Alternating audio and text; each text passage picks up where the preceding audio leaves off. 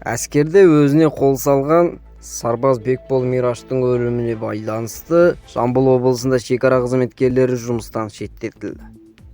Жамбыл облысы бойынша шекара қызметінің департаментінің бастығы қызметінен дәл осы заставка орналасқан жердегі шекара бөлімінің бастығы орынбасары қызметінен босатылды. Олардың ісі қаралып жатыр, бірақ тергеудің аяқталуын күтуде. Содан кейін бұл тұлғаларды басқа да шаралар қолданады, дейді ОКК төрағасының орынбасары Ерлан Алдыжонов. Еске салайық, Бекбол Мираш 2022 жылдың тамызында өзіне қол салған еді. Бастапқыда сарбаздың өліміне кездесіп жүрген қызымен болған жанжал себеп болды деп айтады. Алайда кейін адвокат Сержан Пралив марқұмға әскерден зорлық